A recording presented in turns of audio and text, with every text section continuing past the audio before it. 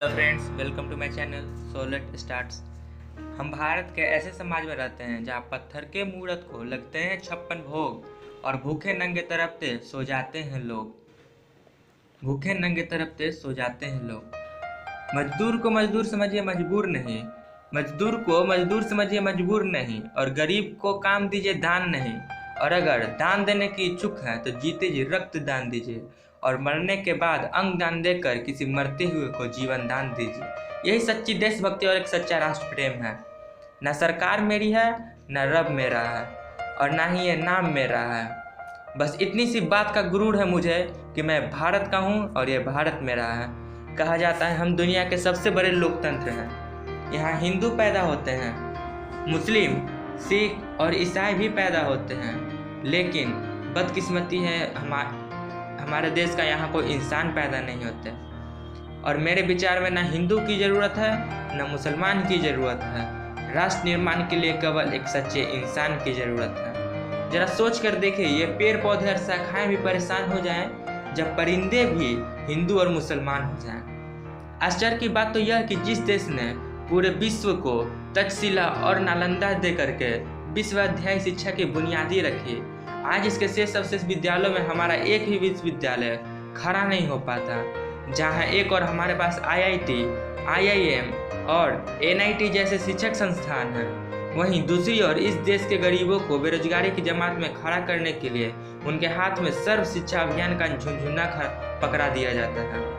और मैं बता दूं, इस शैक्षणिक बीमारी का केवल एक कारण यह है कि वो हमारी शिक्षा नीति केवल दो तरह के लोगों के लिए बनती है। पहले वो जो विद्वान है और दूसरे वो जो धनवान है। जब तक इस देश के युवा अपनी सफलता के लिए मंदिरों में जा जाकर नारियल फोड़ फोड़ कर भगवान को रिश्वत लगाता रहेगा, तब तक हमारे समाज का शिक्षित वर्ग बिल्ली के रास्ता काटने पर खड़ा हो जाने, अपने धर्म अपनी जाति को ऊंचा मानकर दूसरे धर्म की अवहेलना करता रहेगा। तब तक ना तो इस देश से अंधविश्वास खत्म होगा। हमारा राष्ट्र निर्माण तब संभव होगा जब इस देश में महिलाओं की इज्जत की जाएगी। हमारा राष्ट्र निर्माण तब संभव होगा जब हम जाति का संरक्षण नहीं, सामाजिक सशक्तिकरण पे बात करेंगे। हमारा राष्ट्र निर्माण तब संभव होगा जब स्वच्छ भारत अभियान में सरकार नहीं बल्कि सड़क पर चलने वाला हर एक नागरिक साथ देगा। हमारा राष्ट्र निर्माण तब संभव होगा जब गरीब के बच्चे मध्याह्न भोजन के लिए नहीं बल्कि ज्ञानार्जन के लिए सरकारी स्कूल की चौखट पर कदम रखेगा।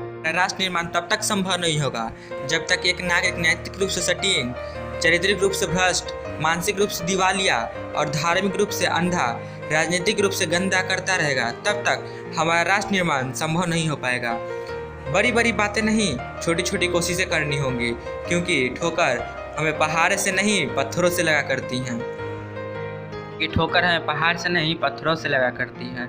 I being an Indian, I being a student, I being a symbol of this motherland feel proud to be an Indian।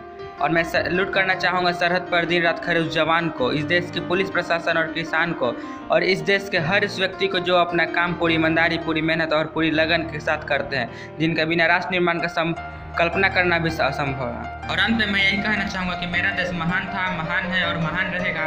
होगा हौसला सबके दिलों में बुलंद तो एक दिन पाकिस्तान भी जय हिंद कहेगा, और पाकिस्तान ही क्यों सारा जहान जय हिंद कहेगा, क्योंकि सारे जहां से अच्छा हिंदुस्तान हमारा।